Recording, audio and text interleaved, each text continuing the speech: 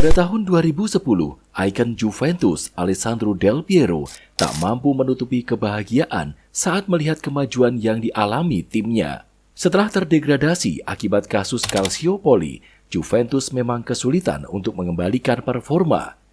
Namun pada awal musim 2010-2011, Del Piero merasakan ada sesuatu yang berbeda. Menurutnya, salah satu sosok yang telah memberi dampak besar bagi kebangkitan Juventus adalah Miloš Krasić. Pemain asal Serbia yang baru didatangkan pada musim panas tahun 2010. Tak tanggung-tanggung, Del Piero memuji Miloš Krasić sebagai penerus Pavel Nedved, menyusul gaya permainan sekaligus gaya rambut yang ditunjukkan. Miloš Krasić mengingatkanku pada Pavel Nedved. Sebagaimana diketahui, Pavel Nedved baru saja memutuskan pensiun pada tahun 2009 atau tepat setahun sebelum kedatangan Miloš Krasić ke Juventus. Maka dari itu, wajar bila ekspektasi para penggemar akan kegemilangan Nedved baru sangat memuncak.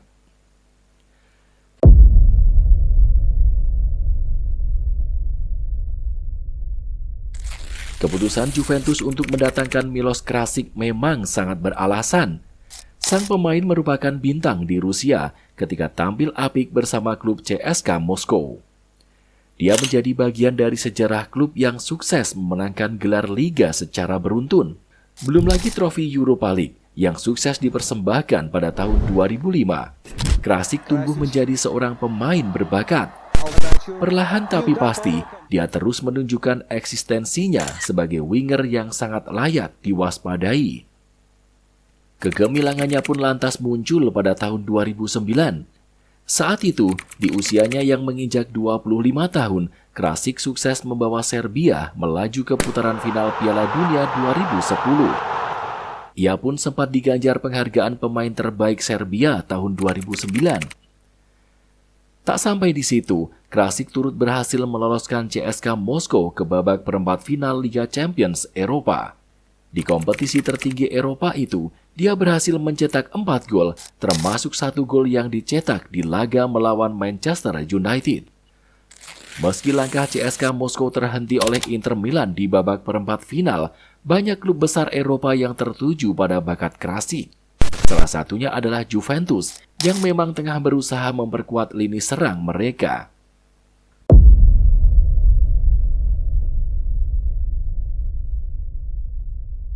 Perlu diketahui bahwa sejatinya Miloš Krasić tidak menjadi incaran utama Juventus.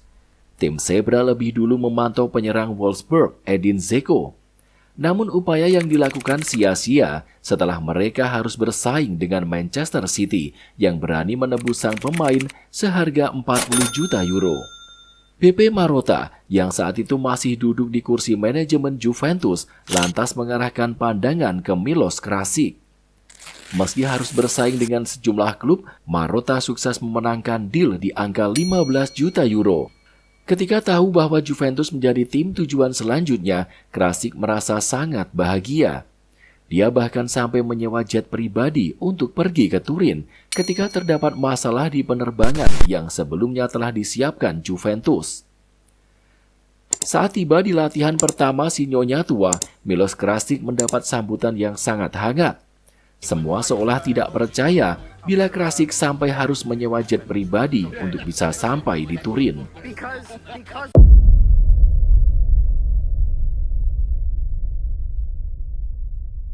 Diawali dengan sebuah perjalanan cepat menggunakan jet pribadi menuju Italia, karir Miloš Krasić di awal musim 2010-2011 sama-sama memiliki laju tak terhentikan.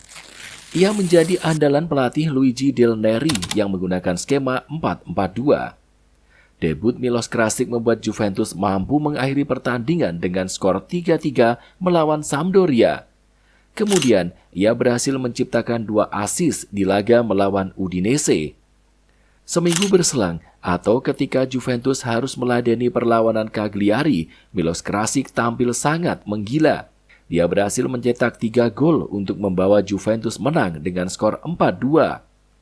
Bermain sebagai winger, memiliki gocekan maut, berambut pirang, dan sama-sama berasal dari Eropa Timur, membuat Miloš Krasić benar-benar mengingatkan para penggemar akan pesona Pavel Nedved. Di musim perdananya bersama Juventus, Milos Krasic berhasil mencetak 9 gol dan 9 assist dari total 41 pertandingan yang dimainkan. Praktis namanya pun menjadi satu yang paling mencolok di antara skuad Juventus lainnya. Sayangnya, kehebatan Krasic di musim tersebut tidak dibarengi dengan moncernya performa skuad lainnya. Walhasil, Juve hanya mampu bertengger di posisi ke-7, di mana catatan itu lantas membuat pelatih Luigi Del Neri dipecat. Manajemen klub lantas memilih untuk mengundang sosok Antonio Conte sebagai pengganti. Momen itulah yang menjadi awal perkara terjerumusnya karir Milos Krasic.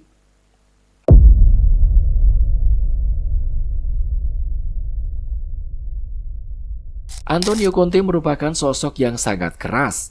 Dia tidak segan mengeluarkan teriakan kepada pemain yang dianggapnya tidak berkontribusi besar. Sial bagi Milos Krasic, strategi yang dijalankan Conte sama sekali tidak serasi dengan kemampuan yang dimilikinya. Conte mengandalkan skema 4-2-4 yang tidak hanya memfokuskan permainan pada serangan, tapi juga memperkokoh pertahanan. Di situ, Krasic yang terbilang malas turun ke belakang membuat Conte mulai ogah memanfaatkan jasanya. Sang pelatih saat itu lebih mempercayakan posisi sayap kanan kepada Simone Pepe dan Emanuele Giacerini yang lebih sadar untuk membantu pertahanan.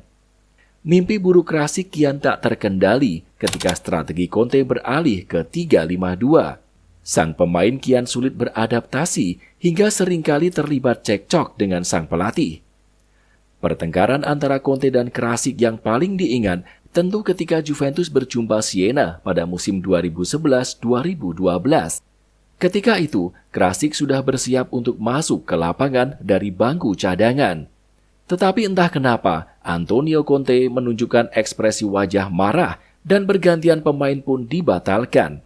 Ekspresi Krasic yang menanggapi amarah Conte lantas menjadi viral dan terus menjadi bahan pembicaraan. Pada musim 2011-2012, pria Serbia itu cuma bermain dalam 9 laga dan mencetak 1 gol. Sebagai solusi dari permasalahan Krasic, Juventus sejatinya ingin meminjamkan sang pemain ke klub lain. Sayangnya Krasic menolak dan meminta klub untuk menjualnya sekalian. Walhasil, Krasic yang sejatinya diminati Tottenham malah pergi ke Fenerbahce dengan harga murah. Sejak saat itu, nama Krasic mulai tenggelam bak di telan bumi.